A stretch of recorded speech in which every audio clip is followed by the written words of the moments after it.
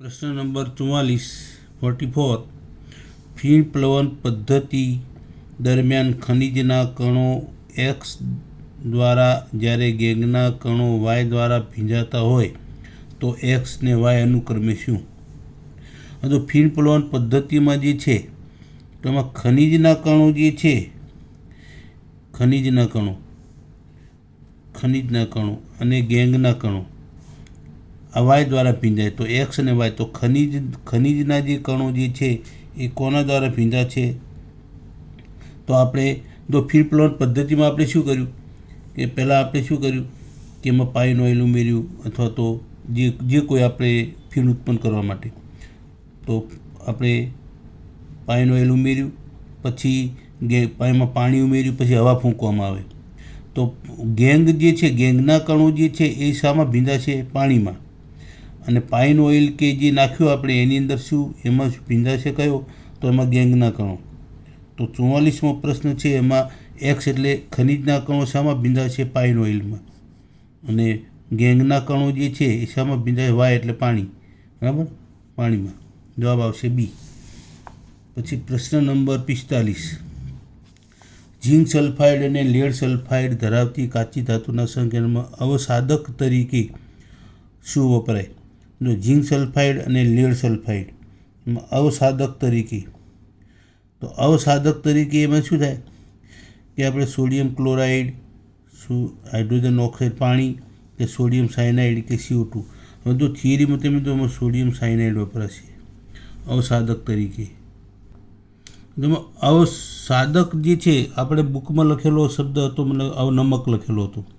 આનું મિનિંગ શું થાય કે જો આપણે જ્યારે સલ્ફાઇડના સ્વરૂપમાં કાચી ધાતુને અલગ કરતા હોઈએ, ધારો કે એમાં ઝીંક સલ્ફાઇડ અને લેડ સલ્ફાઇડ બે એકસાથે હાજર છે, તો બેમાંથી આપણે એકને અવક્ષેપ એટલે કે એકને અલગ કરવો છે ને બીજાને આપણે અલગ નથી કરવો, તો એની અંદર જે પદાર્થ ઉમેરવામાં આવે એને શું કહેવાય? અવસાધક અથવા અવનમન. એટલે આમાં ઝીંક અને લેડના સલ્ફાઇડમાંથી જો લેડ સલ્ફાઇડને આપણે અલગ કરવો હોય તો આપણે સોડિયમ સાયનાઇડ નાખીએ તો ઝીંક સલ્ફાઇડને ફીણ તરફની આવતો અટકાવશે સોડિયમ સાયનાઇડ. જ્યારે લેડ સલ્ફાઇડ ફીણ તરફ આવશે એટલે ફીણમાં આપણને મળશે લેડ સલ્ફાઇડ, ઝીંક સલ્ફાઇડ મળશે નહીં. તો આને ક્યાં ડિપ્રેસન્ટ કહેવાય, અવસાધક કહેવાય. તો આમાં કયો વપરાશે? Sodium cyanide. બરાબર, તો આમાં વપરાશે સોડિયમ સાયનાઇડ. બરાબર, ઉપર પ્રશ્ન છે ઝીંક સલ્ફાઇડ, તો આમાં તો અવસાધક તરીકે આ પ્રશ્ન બીજી વાર આવ્યો એનો એ જ.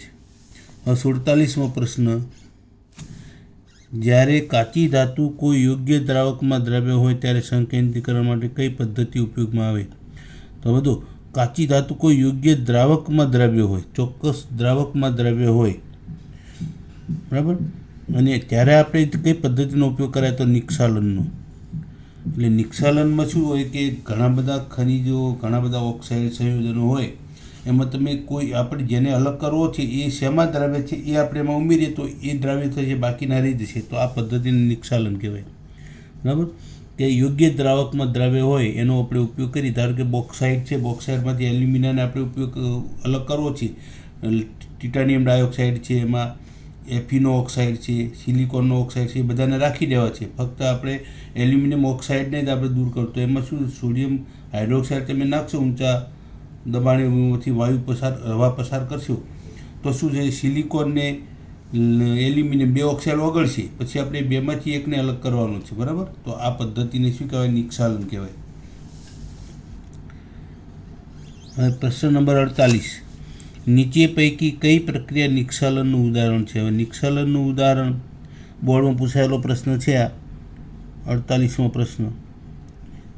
તો હવે જો CO2SO2 તો આ રેડોક્સ, પછી એમ હવે તો આ પદ્ધતિ કોના માટે આપણે વાપરી હતી? ગોલ્ડ અને સિલ્વર પ્લેટિનમ માટે. તો એમાં સાયનાઇડ ઉમેરીએ, બરાબર, ધાતુમાં સાયનાઇડ ઉમેરીએ તો એમાં હવા પસાર કરીએ જલીય દ્રાવણમાં, તો એમાંથી સાયનાઇડ સંકીર્ણ બનશે ને એમાં ઝીંક નાખીએ તો આપણે ધાતુ મળી. તો આ એનું ઉદાહરણ છે નિક્ષાલનનું. તો બી આપણે સોડિયમ સાયનાઇડ કે પોટેશિયમ સાયનાઇડ નાખીએ એમાં. ધારો કે ગોલ્ડને અલગ કરવું હોય તો પોટેશિયમ સાયનાઇડ અને સિલ્વરને અલગ કરવું હોય તો સોડિયમ સાયનાઇડ ઉમેરવામાં આવે તો આ નિક્ષાલન પદ્ધતિ છે. એટલે તમે ઘણા બધા ખનિજમાં હાજર હોય તો એમાંથી ફક્ત કયા ઓગળશે? આમાં ગોલ્ડ અને સિલ્વરના કણો જ ઓગળશે. તો આ નિક્ષાલન પદ્ધતિ. ચોક્કસ દ્રાવકમાં દ્રવ્ય હોય તો એને નિક્ષાલન કહેવાય. આ કેલ્સિનેશનની પદ્ધતિ છે, બરાબર. આ રિડક્શન છે. તો આપણે નિક્ષાલનની પદ્ધતિ કઈ આવશે? બી જવાબ આવશે. પછી 49મો પ્રશ્ન, નિક્ષાલન જેવી સંકેન્દ્રીકરણ પદ્ધતિનો ઉપયોગ ક્યારે કરવામાં આવે? હમણાં જ મેં તમને કહ્યું કે કાચી ધાતુ કોઈ યોગ્ય દ્રાવકમાં દ્રવ્ય હોય તો ઉપયોગમાં આવે. વારંવાર તમને કહ્યું. જવાબ આવશે સી. એનું ઉદાહરણ આપવાનું કહે તો બોક્સાઇટનું શુદ્ધિકરણ, એલ્યુમિના મેળવવાની પદ્ધતિ. 50મો પ્રશ્ન, ઓક્સિજનની હાજરીમાં કેસીએન વડે કઈ ધાતુનું નિક્ષાલન? મેં હમણાં જ તમને કહ્યું કે કેસીએન વડે કોનું થાય? સિલ્વરનું, બરાબર. કેસીએન વડે સિલ્વરનું. નિકલ એટલે સિલ્વર, ગોલ્ડ કે પ્લેટિનમ ગમે એ લખ્યું હોય, બરાબર. આમ તો ગોલ્ડ માટે પોટેશિયમ સાયનાઇડ વપરાય અને સિલ્વર માટે સોડિયમ સાયનાઇડ, પણ આમાં હવે બંને મિક્સ લખેલા છે. 51મો પ્રશ્ન, સિલ્વર અને ગોલ્ડ નિક્ષાલન અનુક્રમે. હવે આવે સિલ્વર અને ગોલ્ડ નિક્ષાલન અનુક્રમે. તો 51મો પ્રશ્ન જે છે, તો મેં તમને કહ્યું કે સિલ્વરમાં સોડિયમ સાયનાઇડ વપરાય અને ગોલ્ડનું નિક્ષાલન કેસીએન. મેં હમણાં તમને કહ્યું. ત્યારે ઉપર શું લખ્યું? કેસીએન વડે કઈ ધાતુનું નિક્ષાલન કરતો? કેસીએન તો જો અહીંયા કોન્ટ્રાસ્ટ થાય. અહીંયા કઈ લખ્યું? સિલ્વર માટે કેસીએન. ખરેખર કેસીએન કોના માટે વપરાય? ગોલ્ડ માટે વપરાય. તો અહીંયા સિલ્વરના બદલે ગોલ્ડ આવવું જોઈએ, પણ હવે એમાં ચાલશે. સિલ્વર તો તમારે યાદ રાખો, સિલ્વરનું જો નિક્ષાલન કરવું હોય તો સોડિયમ સાયનાઇડ અને ગોલ્ડનું નિક્ષાલન કરવું હોય તો પોટેશિયમ સાયનાઇડ વપરાય, બરાબર. અને આમ તમને જો યાદ ન રહે તો સિલ્વર સસ્તી ધાતુ, ગોલ્ડ તો સોડિયમ સાયનાઇડ આપણને સહેલાઈથી મળશે, પોટેશિયમ સાયનાઇડ આપણને મોંઘો પડશે. તો મોંઘી ધાતુનું કરવું હોય કે પોટેશિયમના સંયોજનો આપણને મોંઘા પડશે. સોડિયમ તો આપણે પુષ્કળ કુદરતે આપ્યું એટલે આપણે સંયોજનો સસ્તા પડશે. 52મો પ્રશ્ન, બોક્સાઇટમાંથી એલ્યુમિના સંકેન્દ્રિત કઈ પદ્ધતિ? મેં તમને હમણાં જ કહ્યું કે કઈ પદ્ધતિ દ્વારા? તો નિક્ષાલન દ્વારા. બરાબર. નિક્ષાલન વારંવાર પૂછાયું આમાં. પ્રશ્ન 52,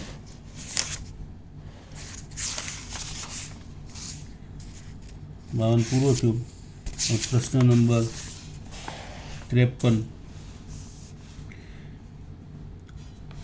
53મો પ્રશ્ન,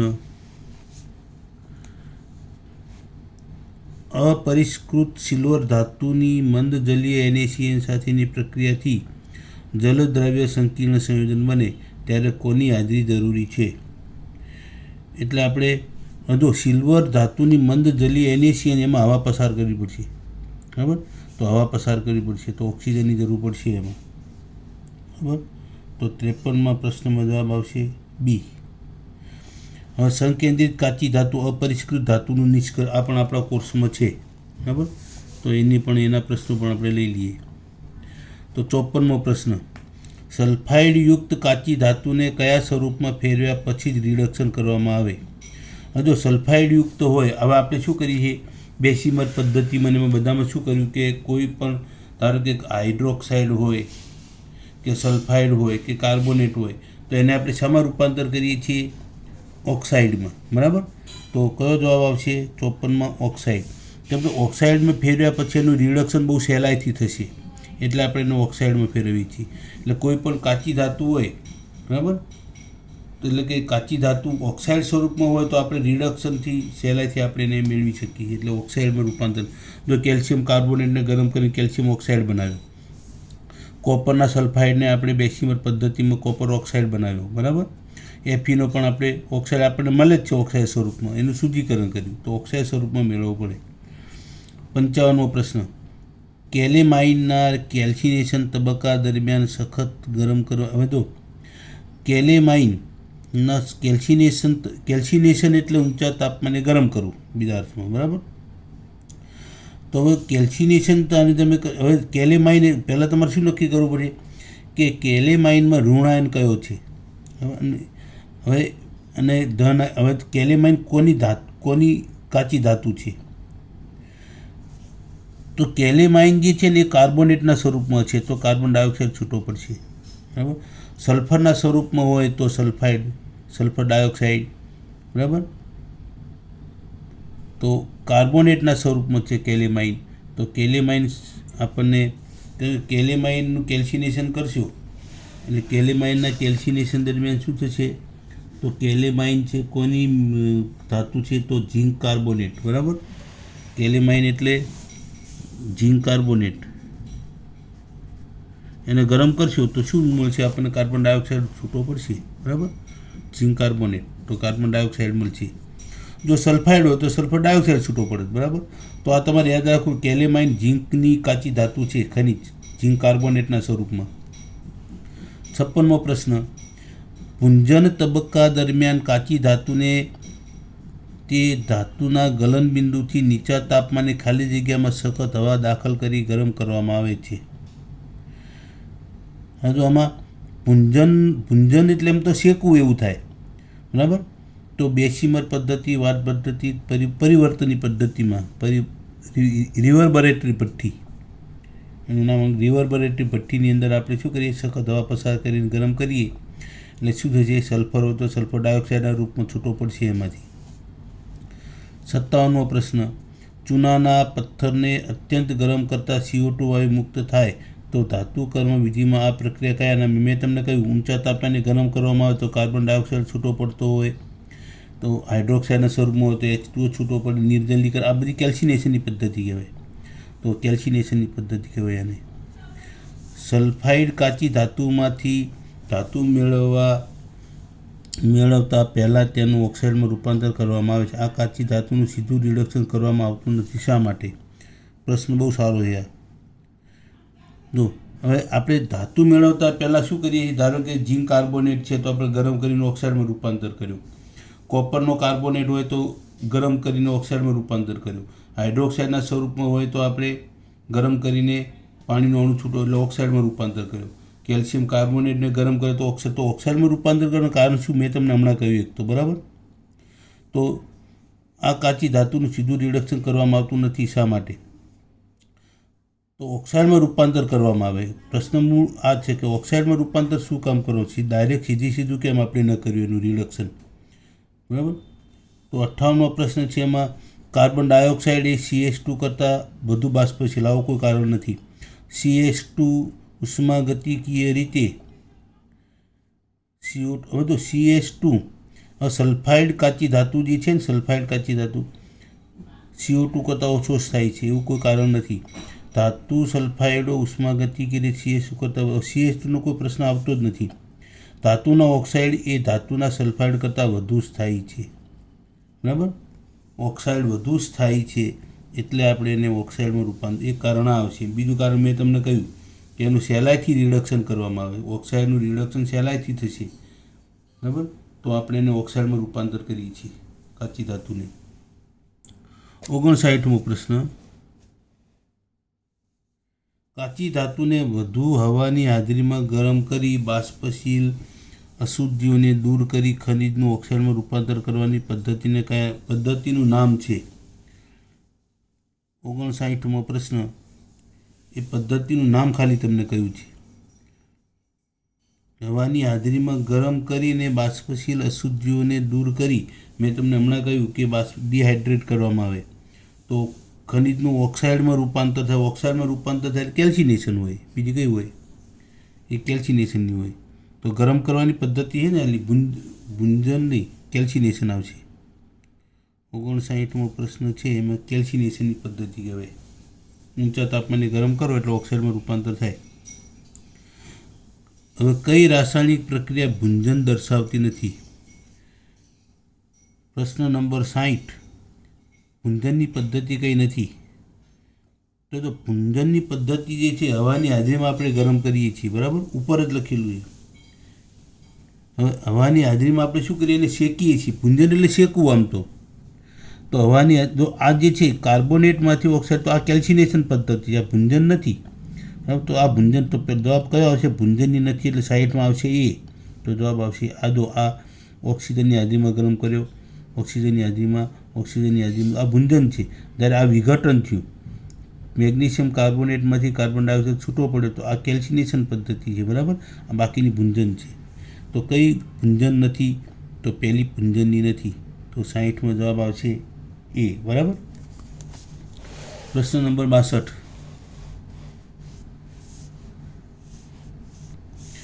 તાપમાનના ફેરફાર સાથે ધાતુકર્મ વિધિના અભ્યાસને શું કહેવાય? હવે આપણે ખબર છે, બરાબર. તો ધાતુકર્મ વિધિ, તાપમાન એટલે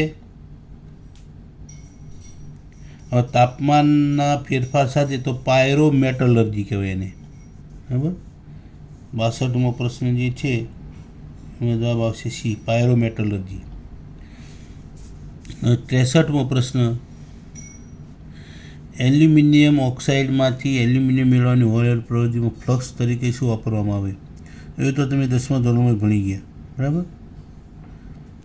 63મા પ્રશ્નમાં આપણે સોડિયમ આપણે ક્રાયોલાઇટ વાપરીએ, Na3LFC ક્રાયોલાઇટ. એના બદલે ક્રાયોલાઇટ લખ્યું હોય તો એનું નામ છે ક્રાયોલાઇટ. પછી 64મો પ્રશ્ન કે એલ્યુમિનિયમ ધાતુના નિષ્કર્ષણ દરમિયાન પીગલિત એલ્યુમિનાનું ગલનબિંદુ નીચું લાવવા માટે કેલ્શિયમનો કયો ક્ષાર ઉમેરવામાં આવે? હજુ આને ફ્યુઝન મિક્સચર કહેવાય, બરાબર. તો આપણે કેલ્શિયમનો ફ્લોરાઇડ નાખીએ છીએ. કેલ્શિયમનો ક્લોરાઇડ શામાં વપરાશે? દાવ પદ્ધતિમાં સોડિયમ મેળવો તો કેલ્શિયમ ક્લોરાઇડ વપરાશે, અને એલ્યુમિનિયમ મેળવો તો કેલ્શિયમ ફ્લોરાઇડ વપરાશે. તો જવાબ આવશે બી. 65મો પ્રશ્ન, કયો અભિવાહ ફ્લક્સ ધાતુકર્મ વિધિમાં એસિડિક અશુદ્ધિઓને દૂર કરવા માટે ઉપયોગી છે? તો કયો અભિવાહ એટલે ફ્લક્સ. તો 65મો પ્રશ્ન જે છે તો આમાં આપણે શું ઉમેરશું? બેઝિક ઉમેરીએ તો એસિડિક અશુદ્ધિ દૂર થાય. સોડિયમ ક્લોરાઇડ તટસ્થ છે, સોડિયમ કાર્બોનેટ છે એ પણ બેઝિક છે, આ એસિડિક છે તો આ પણ બેઝિક છે. તો સોડિયમ કાર્બોનેટ આપણે કેલ્શિયમ કાર્બોનેટ ઉમેરીએ છીએ અભિવાહ તરીકે. 65માં, નીચેના પૈકી કયું બેઝિક ફ્લક્સ નથી? બેઝિક તો lime, silicon dioxide, calcium oxide, calcium carbonate. તો 66મો પ્રશ્ન જે છે એમાં સોડિયમ કાર્બોનેટ જે કંઈક નિર્બળ એસિડ, એમાં સિલિકોન ડાયોક્સાઇડ બેઝ આ એસિડિક છે. મેં તમને કારણ આપ્યું હતું, ખબર કે બોર્ડમાં એક પ્રશ્ન પૂછાણો તો એવો કે સિલિકોન ડાયોક્સાઇડ એસિડિક છે પણ ભૂરા લિટમસને લાલ કરતો નથી, એટલે એસિડિક છે. તો આ એસિડિક છે, બાકી બધા બેઝિક. એક એસિડિક મળી ગયું, બાકી બેઝિક જ હોય, બરાબર. કેમ કે આ ધાતુનો લાઇમ એટલે કેલ્શિયમ લાઇમ એટલે કળીચુનું કેલ્શિયમ ઓક્સાઇડ, તો ધાતુનો ઓક્સાઇડ એટલે બેઝિક. આ ધાતુનો કાર્બોનેટ છે, બરાબર. આ અર્ધ ધાતુ છે. આ ધાતુનો oxide calcium hydroxide, calcium oxide આ બધા બેઝિક છે. સિલિકોન ડાયોક્સાઇડ એસિડિક છે. પ્રશ્ન નંબર 67, XCU2S વત્તા YO2 તો XCU2O વત્તા XSO2 પ્રક્રિયા માટે X જણાવો, X અને Y જણાવો. આ પ્રક્રિયા બીજા અર્થમાં સંતુલિત કરવાની છે આને, બરાબર. સંતુલિત કરશો તમે તો આમાં જો આ શાની પ્રક્રિયા છે? Cu2S એનું ઓક્સિડેશન છે, બરાબર. Cu2Oમાં રૂપાંતર થાય તો Cu અહીંયા કેટલા છે? 2, બરાબર.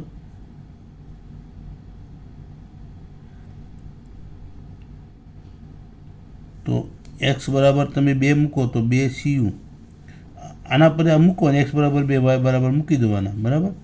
તો x બરાબર 2 મૂકો ને y બરાબર 2 મૂકો, પછી સંતુલિત થાય જુઓ.